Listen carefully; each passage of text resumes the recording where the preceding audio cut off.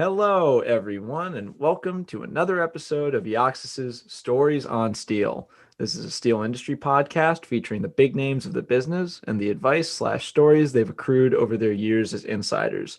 Steel has been a vital component in American life for well over a century, and the men and women who've helped it flourish are a diverse group of innovators full of interesting tales. We hope to share some of said tales here with you today.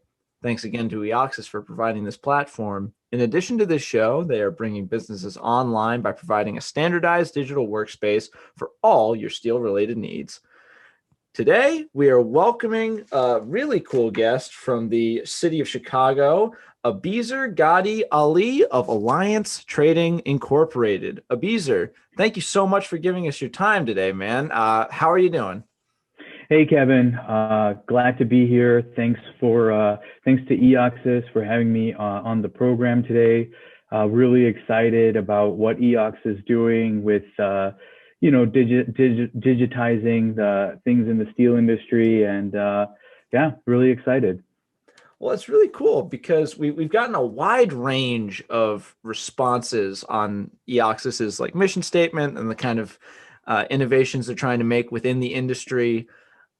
Before we get into you and your story, could you elaborate a little bit about what kinds of things in the digital space you think the steel industry needs to adapt to in the coming years?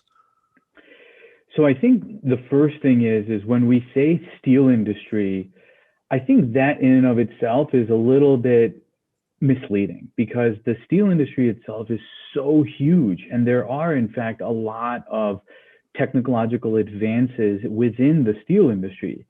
For example, how they make steel, the types of steel that they make, the applications of the steel, how they modernize and use different applications of steel, the auto industry and the technology they use to make lighter, stronger. They need lighter and stronger cars. So steel mills have to adapt to that. And so so when you look at, like you say, steel industry, so there's definitely technological advances. Specifically here, and what we're talking about, I believe that what EOX is doing is it's digitizing or looking to digitize more of the level of when, not how it's made, but how it's delivered and how people can share it, and the individuals that have the steel that then resell it within the market, whether they be a steel service center, a steel distributor, a steel broker, whatever it may be. That's the level where the technology of, just the free flow of information isn't there. And that is, I think, why EOX is focusing on that, because that's where it needs to be done. And are you someone who had these thoughts before being made aware of EOXS? Are these sort of insights and things you wanted to see happen, things that you had in your head before becoming aware of EOXS? Like, have these thoughts been percolating essentially for a while in you? Well, they have been. Definitely, I think that before even EOXS came on board, I have had issues where it would be easier to get a job done if certain advances in technology were made. Let me give an example. I mean, I can give you many, but when I'm looking to see like in the market, right now, because EOX is getting going and they're building up their product and they're developing. But like right now, if I go and I want to process my steel somewhere, there's no real online centralized database where that information is collected. There's various steel companies and each one of them has their inventories. And if I want to find out, I have to know who to contact. I have to email them. They have to email me back their inventory. When in reality, a lot of these things can just happen online. And I'm not that old. I'm not that young. And so I still look to see technology is here to help make our lives easier. And when I see that I'm doing 4 or 5 steps that could be done in 1 or 2, that's technology. It needs to come in there.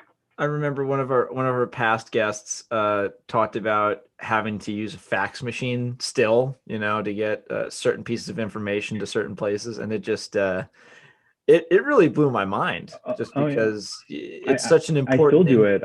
yeah. Oh yeah, I have an e-fax just so I can fax people. I mean, when you so again, when I was talking about the various degree of steel industry, when you're looking at steel distribution or a lot of people like steel companies, there's still like a lot of um, the older generation is still active in the steel industry, and I'll be dealing with owners of a manufacturing place, and they've just faxed all their life, and honestly they'll be like, fax this to my secretary and she'll put it on my table, and you got to do what you got to do, but ultimately that can't be sustained. It's not sustainable. Now, I think that one of the big insights I've taken away since I started hosting this show is that this industry, its roots run so deep. It is so old and still so important on a global scale, just because of the material you're dealing with is the most recyclable, one of the most important pieces of infrastructure we have. Do you think that the lack of innovation or the lack of speedy innovation that has affected other industries, the reason it hasn't gotten to the steel industry is kind of an if it ain't broke, don't fix it mentality? Like these things are working fine enough, and so on and so forth. Yeah, I think there's an element of it's working fine enough. It ain't broke, don't fix it. I think that's part of it. I also think that, um, when you boil it down to the steel industry and the various levels, again, you get to the mills, you get to the multinational, multi-billion dollar companies, it's a different story. Their technology is probably way more advanced. You come down a level and below that to where everybody else who's buying and manufacturing and doing all of that, that's where sometimes the technology can dry up. And, I just think that there are advances, but like many industries, it just takes somebody to trailblaze, and everybody then will say, why didn't we do this 10 years ago? That's just how it is.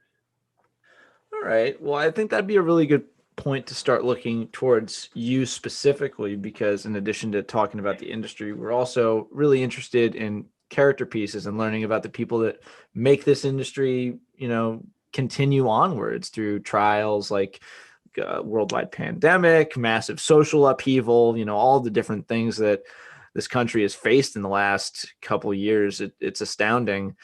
How did you find your way into the steel industry? So I got into the steel industry because it was a family business. Um, my parents got into the steel industry. I would say in like the late 90s. They got in. They started by exporting steel. We had some ties in India that would import steel, and so that's kind of where they started. They started to export steel. They did it all throughout when I was in high school, when I was in college, and they oftentimes wanted me to join the business, but I wanted to do my own thing. Um, I ended up going to law school. I became a lawyer. I practiced law in New York. Then I moved to Florida. I practiced law in Florida for about 6, 7 years. And then back in like 2016, it came to a point where I really wasn't enjoying the practice of law anymore. I was looking for something different. My parents were at the point where they were getting older, and they were looking to either, either pass the business along or look to selling it. And then the timing kind of felt right. In 2017, I joined the family business and started in the steel industry at that point. Wow, we've had a ton of guests that have found their way to steel through it being a family business, through being former military, going into it that way, financiers, marketers. You are our first person from the legal side of things that I've heard of joining the steel industry.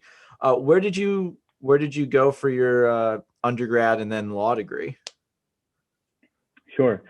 I was at St. John's University in Queens, New York for my undergrad.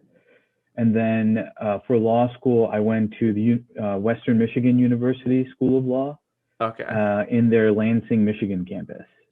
I have a few friends that have gone to law school, and the only thing I have now is an incredibly strong opinions about Harvard, which I didn't have before because apparently a ton of law school people don't like Harvard.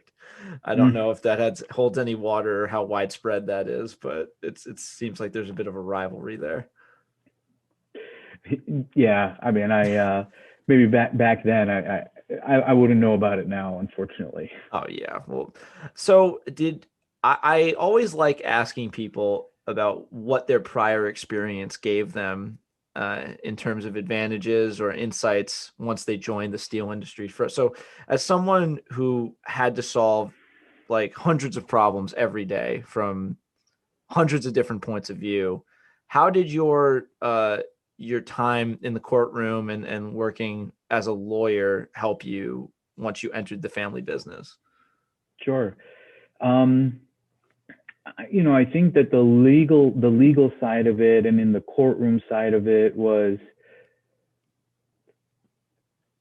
when you're in the courtroom, when you're speaking with judges and other prosecutors and other lawyers, you're constantly building a relationship in order to get your job done better, their job done better. It's better for your client, things like that. The ability to quickly think on my feet, analytical thinking, logical thinking, a lot of those things came into play when I joined the steel industry and were really helpful. When I did join, though, I mean, a lot of that stuff didn't necessarily, it didn't help initially. Initially, what I needed to do and what I ended up doing in 2017, when I joined, is I ended up starting and working at a steel processing facility. I worked there for over a year, handling steel, working night shifts, figuring out what was going on because I knew nothing about steel. I didn't know what it was, what's going on, who are the people, how do we do it, what's the lingo. And I always thought that if you're going to do something, you got to do it the right way and dive in. And so I dove in. I think after that experience, and then I was able to understand and appreciate what steel is, what we're doing, the industry, the lingo, this and that. Then when I had that background and foundation, then I could marry it with all of the savviness that I picked up from being a lawyer and combine the two and apply it towards our alliance trading. Now, before even law school, just with this being a family business, were there any lessons instilled in you or things you learned like in adolescence about the industry and about what your family did that stuck with you at all? Or was it or was it more like now that I'm serious about this, I got to really learn everything? I would say, there was obviously certain things that were gleaned growing up, just like certain steel terminologies of like types of steel Hot and things rolls, like that. Right, cold cold roll. roll, hot Yeah, galvanized. Like, yeah, I used to hear those things, but coding.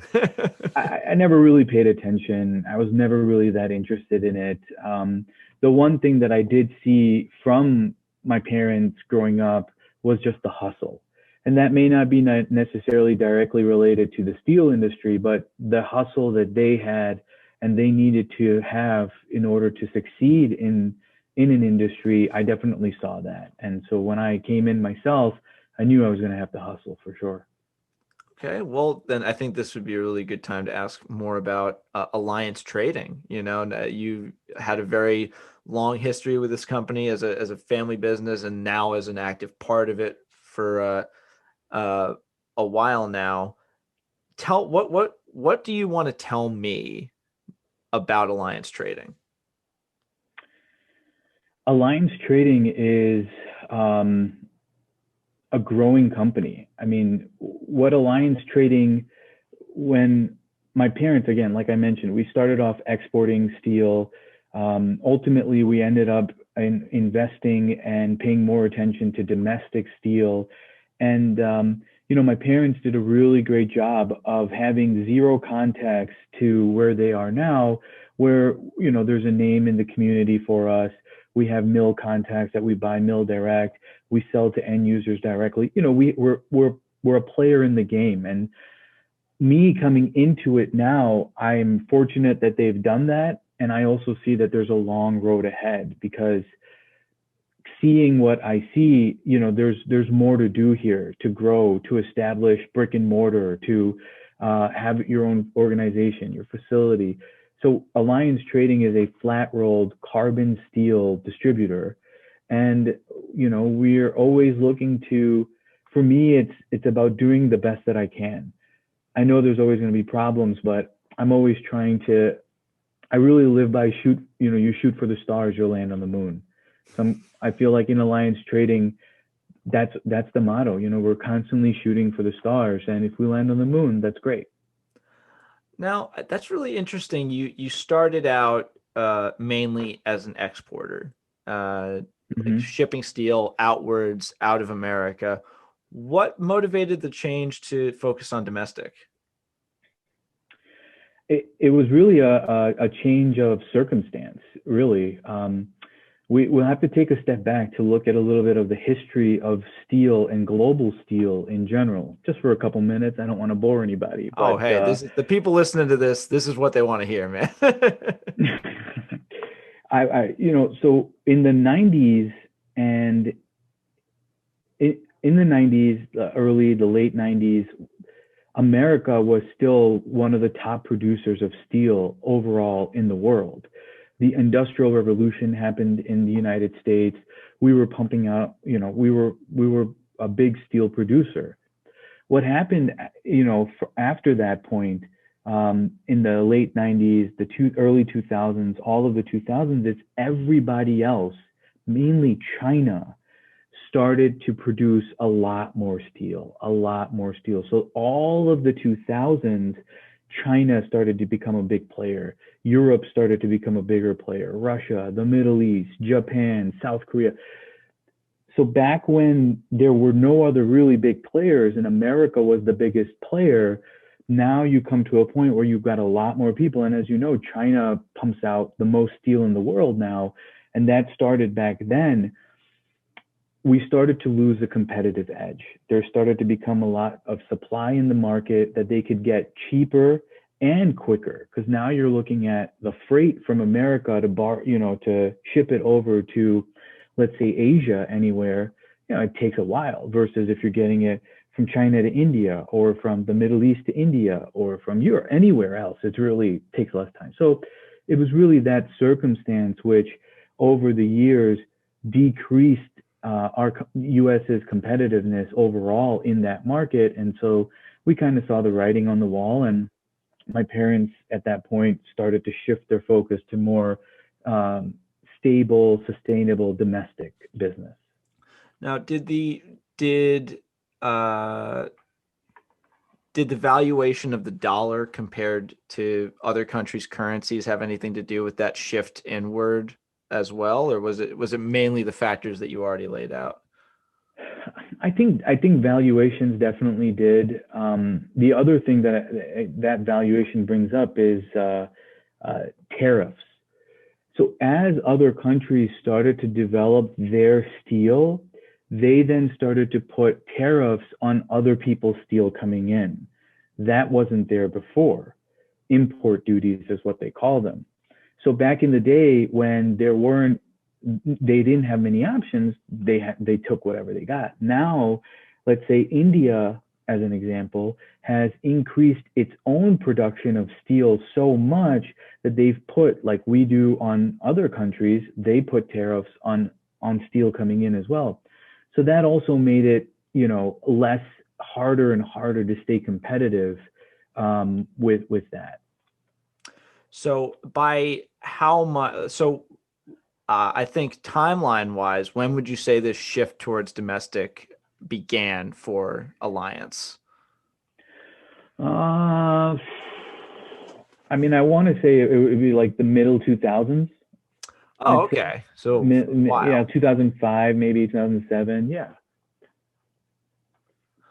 Well, that's definitely been wow. It's just sorry. This is a personal thing. Now I just feel old because I'm remembering just how long ago 2005 was and what I was doing.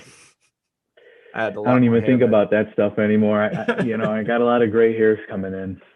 Well, I think it might have been fortuitous to shift towards a more domestic mindset, just because of one of the major effects of the pandemic has been a real wound on the face of international business and doing business with other countries. Getting things to different countries is a lot more of a hassle now.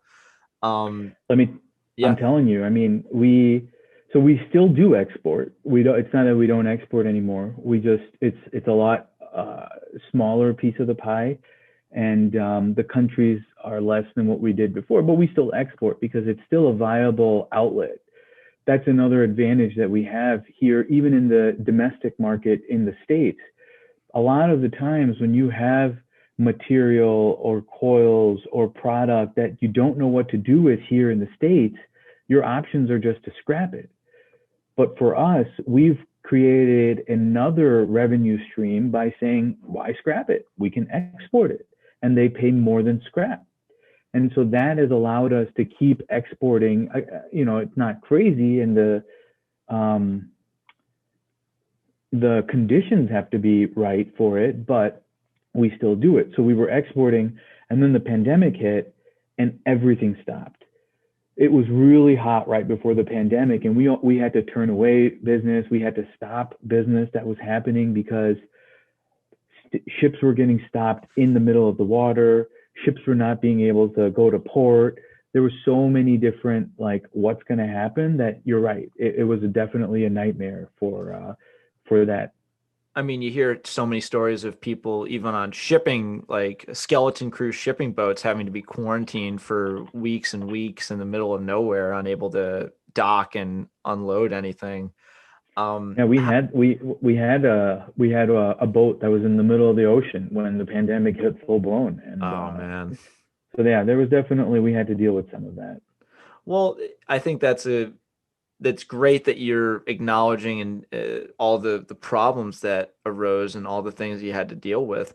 What kinds of measures and precautions had to be implemented by Alliance, and how quickly do you think you guys were able to roll out the stuff you needed to roll out for safety? So we were able to do it fairly quickly, mainly because at this point we're still a small operation. It's myself. I'm working here out of Chicago by myself. My parents work in the business as well. They're in Florida. My sister's in the business as well, and she's in New York. And so personally for us, it was, we obviously, when pandemic hit, nobody went in. Like, I go to an office. I wasn't going to the office. I was just working from home. And we don't have a brick and mortar right now. And so we didn't have like a factory or employees in that sense that we had to make preparations for. But what we did have to do is, a lot of our customers, the domestic customers, stopped receiving material during the pandemic. But what we did was, we knew that as soon as restrictions lifted, everybody would be real hungry for their material. And steel was an essential business, and processors were still processing. So throughout the whole pandemic, we were still processing material. We were still cutting material for customers, so that when things opened up, we didn't want our customers to be in any disadvantage. And so we had all the material ready to ship once they were ready to receive it. Now we're seeing a ton of restrictions be lifted, on the ground floor, indoor dining is being allowed, vaccines are being rolled out. How close to 100% operational would you say Alliance is compared to pre-pandemic? How close are you guys to that status in terms of operating and making all the gears turn?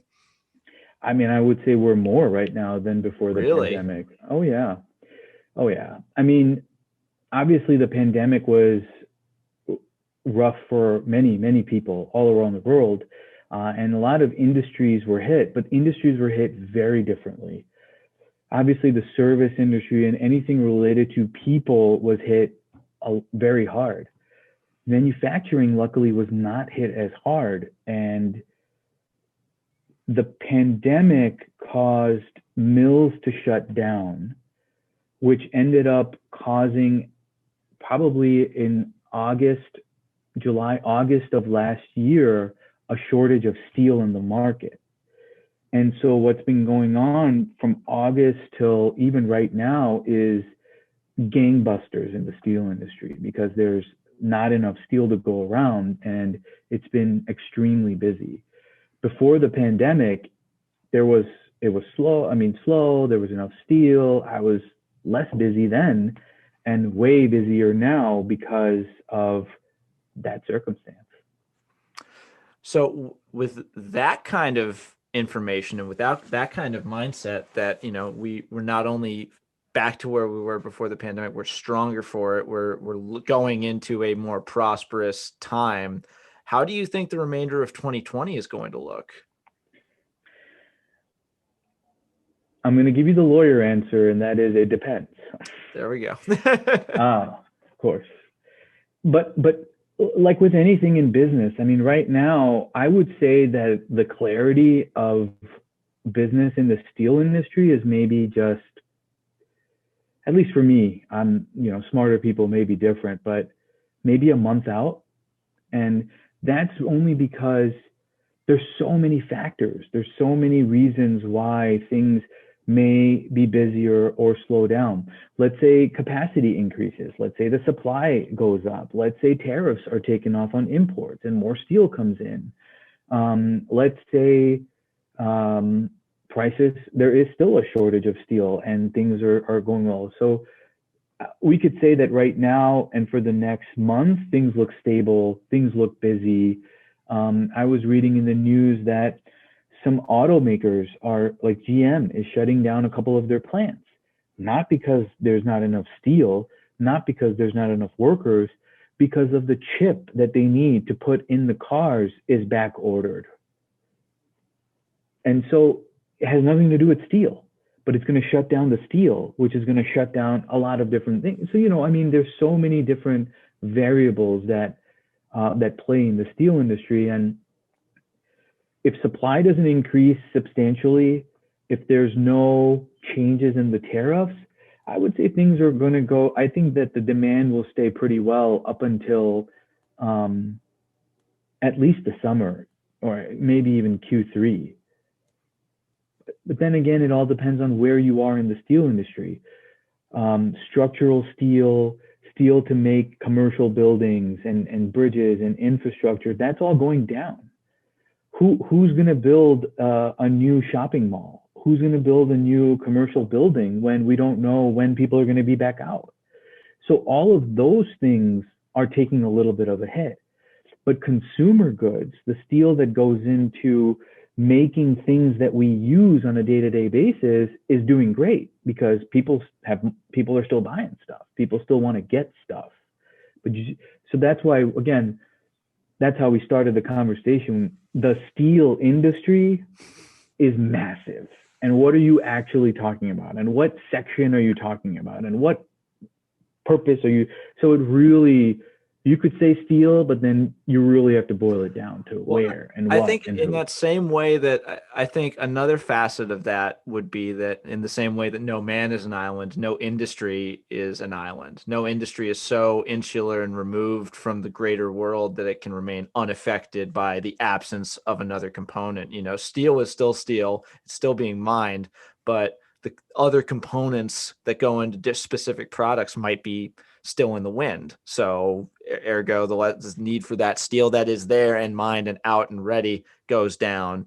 And I think that learning to thread that needle must be this is why I'm so grateful that God made me dumb, because smart people could figure this out. It just makes my head hurt.